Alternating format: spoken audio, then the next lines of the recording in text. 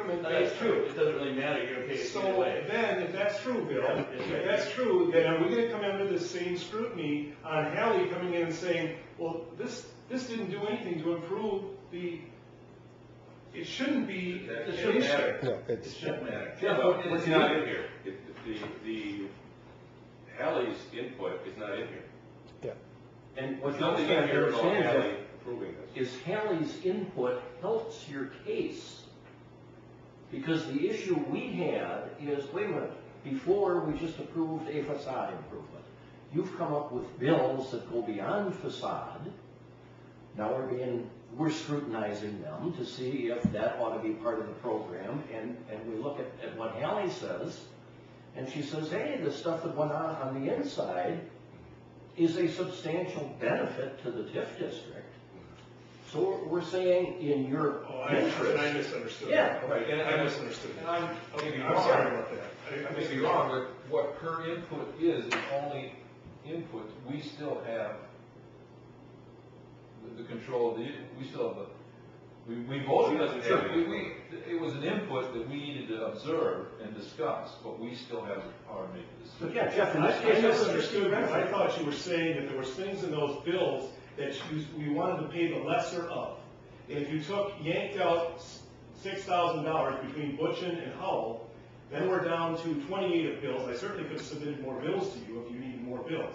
But if we're now down to a $28,000 improvement, then I'm only entitled to 20% of that, or $5,600. That's what I thought you were getting at. But Hallie supports putting in more than the facade. That's what. Okay, that's the point. That's the point. And I think because your ACE project is broader and bigger, but it is also more inclusive. It is not a facade or a housing only. It'd be very tough. I understand you're cautious. Let me give you an example. What we want to do is we want to have some historic motifs or what do you call the thing down there by the lake now? The kiosk. We want to have a railroad kiosk, an agriculture kiosk, probably a kiosk involving that windmill that's going to be in there. Well, are those increasing the increment? Do they really make that building worth more money? I don't want to be, if we're going to spend the money on those areas, I don't want it to come in then and say, well, wait a minute, now these really didn't have anything to do with making walls and sconces and regular full-size doors. I just want to be careful that that's not what we're getting into here if someone is actually going to scrutinize the bills. Because that's what we're going to spend some of the money on. So some bigger improvements go beyond functional things, they'll just be pretty things that'll add to the look of it. To make it a destination, but that's the issue. Now, I don't want to just assume that that's okay, because to me that's historic, that you make this a destination, that we're emphasizing Evansville's past in that building. You know, that building has a pretty elaborate history on it. But I just don't want to say, okay, well you did this, you made some sort of an artist came in and did a train of a caboose that's one of the retail spots in that building. Well, okay, there's going to be a dollar amount associated with that. Are we going to be under the scrutiny of you're really not improving the increment? I think you need to give us a full plan of what you're going to do. You're telling us stuff that we didn't have any idea you were going to do. I'm glad you're bringing it up now. Well, I don't want it to be spent. Because personally, I don't want to pay for kiosks. I want to pay for the building. Okay, that's why I'm bringing it up. I don't want to pay for a mural on the wall. But see, that was one of the conditions in the minutes from February, which is why we have not seen any numbers. We've seen plans, but we haven't seen numbers and how they apply to parts of the plan. Okay. And that was a requirement from the minutes back in February.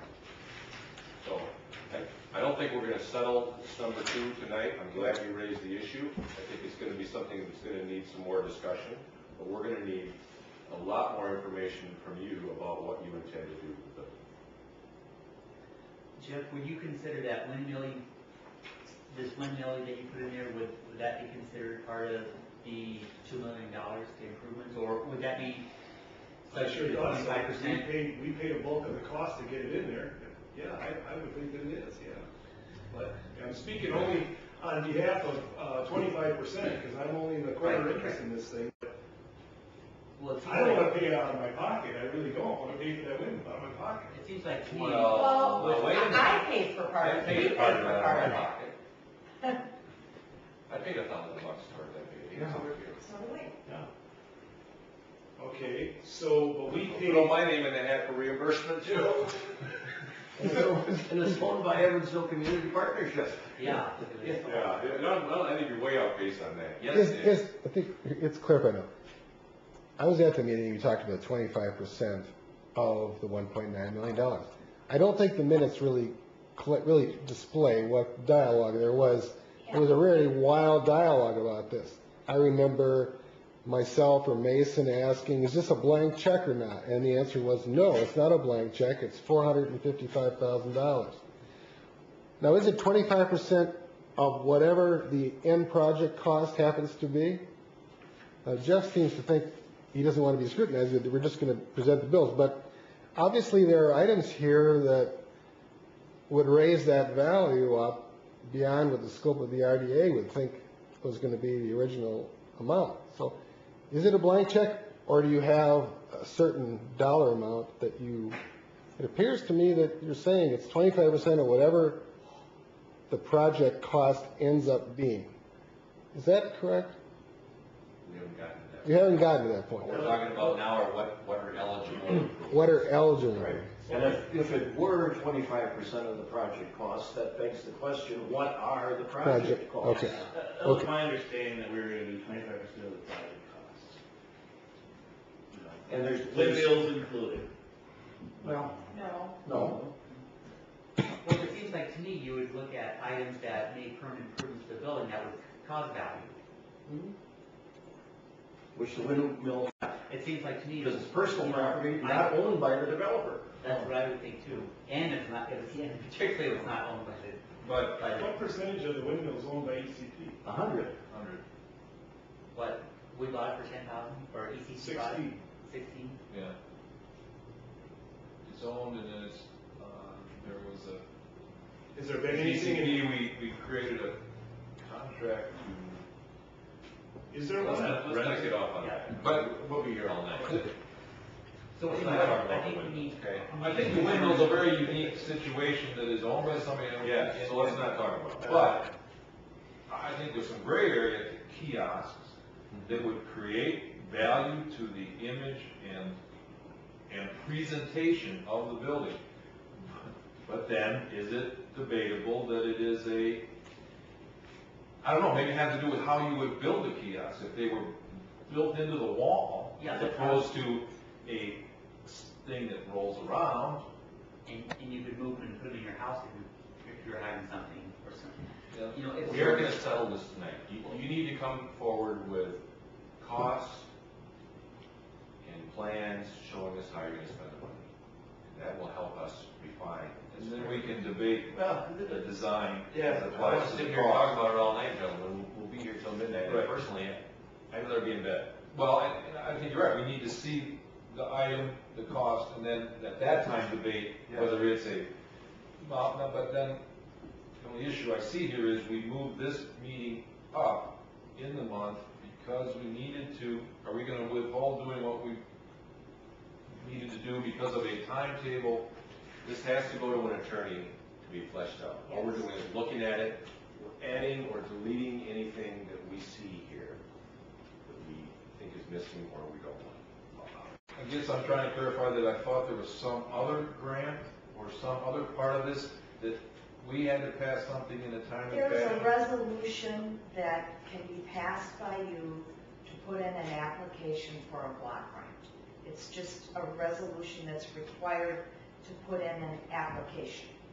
So we can go ahead and do that without You these can go ahead questions and do being answered. that without, Because it doesn't change the the dollar. application cannot go in, I don't think, until we have a final developers agreement. But you can go ahead and pass the resolution. And before we get to that, I just have a couple of comments on the pending discussion, which is the rough draft of the developers agreement. We've been looking primarily at paragraph 2, improvements by owner.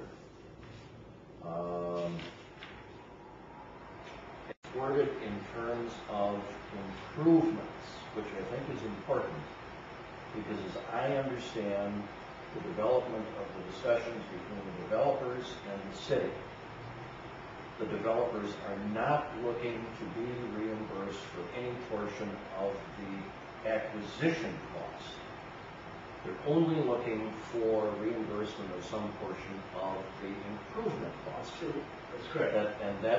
That's an advancement, and it's a refinement on what the Common Council resolution was, because that spoke to both improvement and acquisition costs, and that is done. That takes $330,000 off the table. And the other factor that's important here is there is apparently approval of a $300,000 grant from the State Department of Commerce to go toward the improvement of the second floor residential portion of the development. That's a new factor.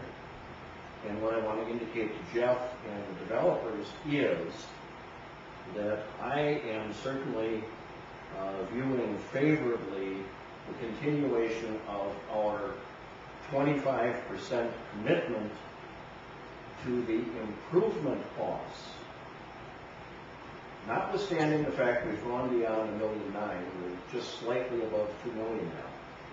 But what also affects my thinking is the fact that we're taking out the acquisition cost, and we've also got another $300,000 into the project from the state. So I'm hoping that we will go forward negotiating a developer's agreement on the basis of 25% of the agreed improvement costs. Obviously, as our discussion tonight reflects, we've got to have a better, more detailed description of what the improvement costs are. And then also the other thing that the city attorney and the developers have to revisit and give to us are those items you listed and the Common Council imposed as conditions, namely financial data and projections about the project to show there's a need for the city to provide financial assistance, projections by Ehlers, the city's consultant, about tax increment that will be generated, and financial data from the developers, in addition to the renovation plans, which we have, to allow the city assessor to refine the estimate of equalized value at project completion. And I think the other things are not major items, because the biggie, in my view, was the developer's agreement, which I take from Jeff as reconfirmed, that if there's any shortfall in the assessment, the developers are going to make that up. Can I just make one point of clarification? This grant that you're doing a resolution for, when you say grant, to me, if I was granting college money, that's free money. That isn't really what this is. It's free money because we're not paying interest on the money, but it isn't just given to us. We are paying it back, but with 0% interest. Then the money goes back into a revolving fund that the housing authority can use as we pay it back to give out in the form of loans for other people to do improvements. So I just want to clarify what the meaning of that grant is. What's the repayment period? It's negotiable because the city is the applicant. The city negotiates with them what the amortization is, and give all those things the repayment. Should that be part of this document? I think so. Well, that's another question for the city attorney. Then the grant's got to be applied for and awarded, and we got to know it's going to be there to put it in here. See, I don't know if we have to have the developers. I've had a discussion today with both. They're working on the grant application. And I don't know if we need this agreement completed before we put in the grant application. We got to work that through. I have, just a second, please. Two things on that. And I wasn't really sure what your point was in relation to the grant or interest-free loan. My take on it would be the developers are getting some additional assistance here. Right. Which would, secondly, the repayment period is very interesting to me, because admittedly, the money can be recycled and reused by other citizens in the community, but if it's a 30-year payback, it's going to be a long time before the city benefits. So you approve, you approve the 25% figure, but now because we're able to stir the pot and find some more money, now we're now going to be eligible for less. Is that what you're saying, Chris? No, I'm not saying that. In other words, he's giving you the $2 million number, and the $316.5 that we paid for the building really is irrelevant at this point, because it has nothing to do with the TIF money. Right. But now you're saying that since that we've got an opportunity to get access to a little bit more money, then the city of Evansville should then go against what they said originally and what you originally voted on, because now we have access to other funds, so we should be lowering that to, now it's $280,000 that we have eligible to use as 0% money, 20% acquisition costs and drawing up grant proposals. So we should be taking the 280 off the $2 million and only getting 25% of the revised increment. That's a great idea. I'm glad you suggested it. Can I ask, are you even following what I'm saying? Of course I follow what you're saying. No, that's not what I said. You're putting words in my mouth. I said it should lower the amount that the city contributes. What I mean by that specifically is, initially, in my view, we approved 25% of $1.9 million. Now you're coming back and saying you want 25% of $2 million. My position would be, you're going to get $300,000 interest-free. You don't need the extra 50 or 100 or whatever it is. That's my position. Not the one. Do you understand what I'm saying? I don't agree with you, but that's okay. You don't have to. So if we got, I'm not going to voting if here. we got energy credits, if I came in and said I got $50,000 of energy credits, I was going to say, well, yeah, now you got some more money, we're going to lower it again. That doesn't make any sense. Yes, it does. Yes, it does, because the definition of a TIF district is to give money so that something will happen that wouldn't otherwise happen. If you obtain other sources of free or low interest money, it makes it more profitable for you to do the project. Doesn't it? You want in? Doesn't it? It may also reduce the amount you guys are gonna have to guarantee. In terms of tax increment. So don't leave that out of the equation. And I think part of what it can cover is the fact that originally the agreement was at 1.9 million, of which the city was agreeing to 25%. Like Chris says, the project has bumped up to 2 million plus. Do you recall how that estimate was even proposed, though, Tony?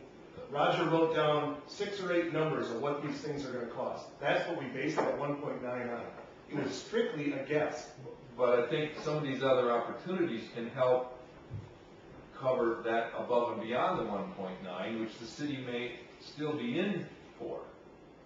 We may still be in on the project for what we talked about. The first thing I disagree with is the city did not say 1.9 was a strict number. That is not what was said at those meetings. That isn't what you agreed to. Is 25% of the cost of the project.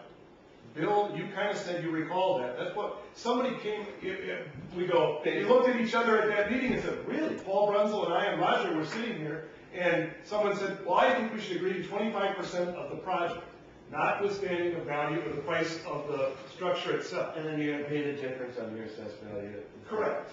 Correct. So 1.8 was never carved in stone on anything. Right. So now we're using that as, well, that's the number we should be working with, and you got another 100,000 on top of it. Can I ask some basic questions here, because this grant's kind of thrown in here, and I'm not up to speed on it. This grant, you recently applied for this grant isn't something you're doing additional to your project.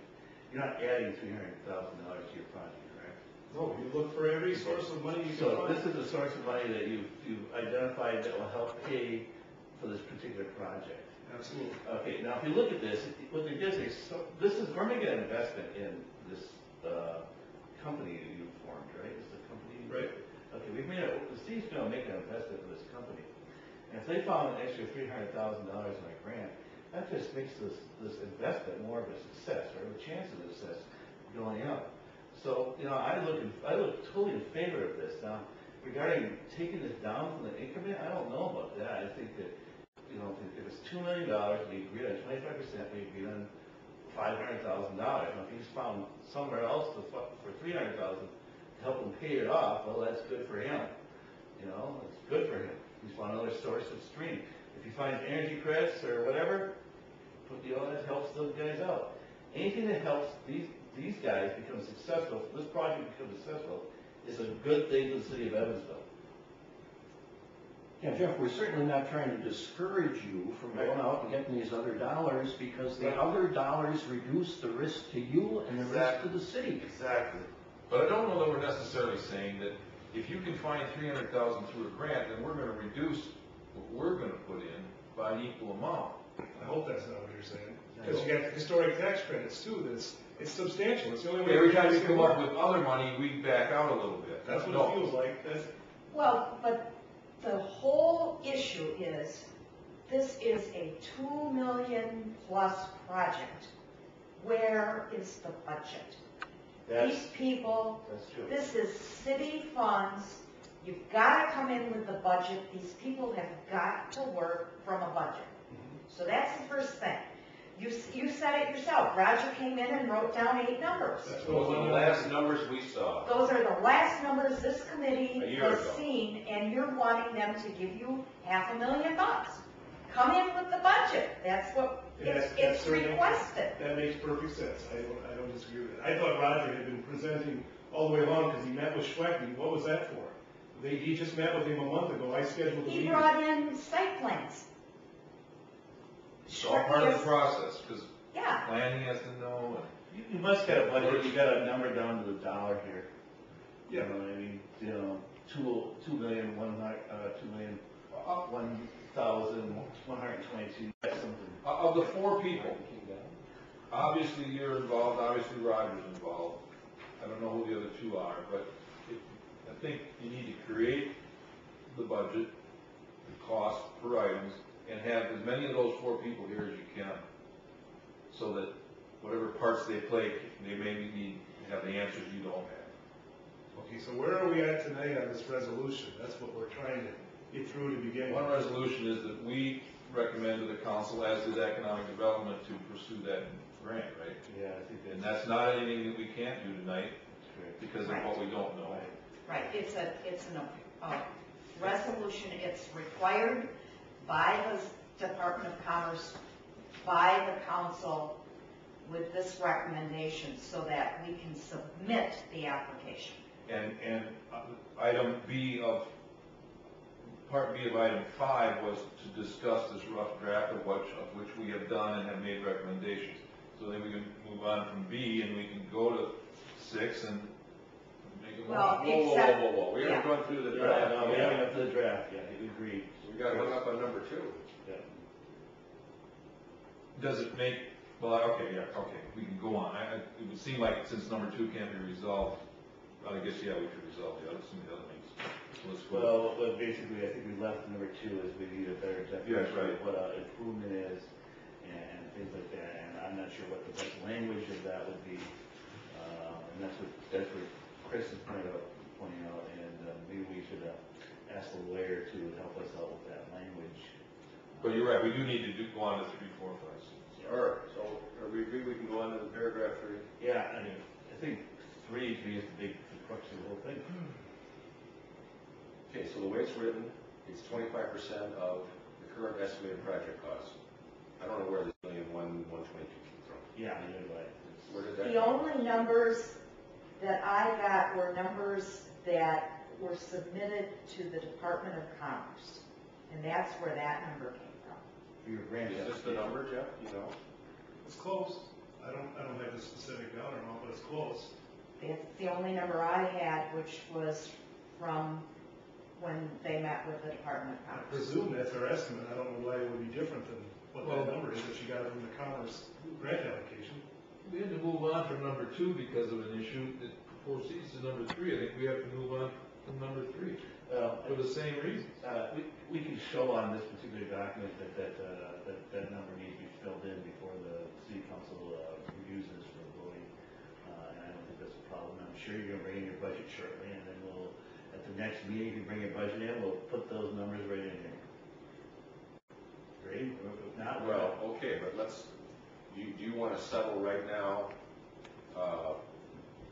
what we agree to and what we're willing to agree to, whether it's 25% of $1.9 million or 25% of whatever that project cost is? Or do you want to not talk about that? Actually, Chris, to me, I don't know if it makes a difference, because they're gonna pay the difference in the money anyway. The city's gonna be made whole. So, I guess you're saying, yeah, we gave them a blank check. Yeah, the 1.9 was an estimate. 2 million, that's close. You know, they have to pay up, anyway, they have to pay the difference between what their assessed value is and the amount that they owe back in terms of their taxes. Well, then, sure, but then why should the assessed value agreement be? Oh, I see. Never mind. Well, to me, we need a definition of project cost. That's about for eligible project costs, Yeah. that's on that, that's what I was. Yeah, because, and we're going through this with Evansville Manor, and we're talking about project costs, we're including soft costs of consultants and engineers and architects and surveyors, lending costs, all kinds of things that are not brick and mortar. And what I think we need is we have to have a clear understanding of what's included in the $2 million. Sure. My understanding is the acquisition cost is not in there, which is fine. But then, Jeff, we really need to know what makes up the $2 million, Correct. $1,000. And that has to be available, because Itemized. Yeah. Somehow you came up with 122. And you're gonna bring that in, and we're gonna scrutinize it probably, and then we're gonna, whatever we agree on, we're gonna plop in here at this. Now, when is this for, the next redevelopment in January, or when? That would be appropriate time. Don't we agree development in December? This is it. This is it. We moved it up because of the timeliness of needing to proceed with the grant. Resolution. Okay, well, let's move on to the paragraph 4 then. Disbursement of proceeds, there's one item there that I do not see that I thought we talked about, and that was to have a title company administer the draw request Oh, and the submission of invoices. Yeah, there should be some language in there. That's fine. How did the Grange Store do it? Yeah, well, the Grange Store do theirs. Probably didn't do it. Yeah. And also, I was thinking that, we've put a dollar value in terms of what they need to have for their 2 independent cost estimates. Because I don't want to, I don't know if it's required for them to get a cost estimate on every little nickel and dime item. But there should be some threshold, do you need to have over $1,000? Do you need to have 2 estimates, or whatever you guys think is appropriate here? But, getting 2 estimates. Yeah, that's a valid question. Yeah. Well, it appears that the Grange Store was distributed through an executive director. That was Bill Connors. but see, that was a loan, this is, This is a little different. so I just pulled out some of the basic stuff, and then it's gonna have to be fleshed out. Brian Fix was it? So, do you have a dollar value that you think would be appropriate there, or would be, do you need to have at least two estimates on some certain dollar value? I mean, per disbursement? Yeah, they'll need Each to. time there's a disbursement? Correct, we'll have a complete bidding process, and a little bidding process on every item above X. Well, let me ask you this, we went to the same contractor that Union Bank did to estimate it, and they were nuts. It was absolutely crazy. It was $400,000 or $500,000 higher than what we had. Does that suffice as a second bid? Because, I got contractors in there working. And I know there's been some issues. I know the heating and HVAC was bid, because there's been a war on that. There's been a war on the electrical and the plumbing over who got the bids. But if you got a bid proposal from a general who was there, they're going to expedite that and act as a general for all of those. Is that the same thing? I just can't see going out and getting dual estimates on $1,000 item. So your vision here is, I see your point. I see your point. His vision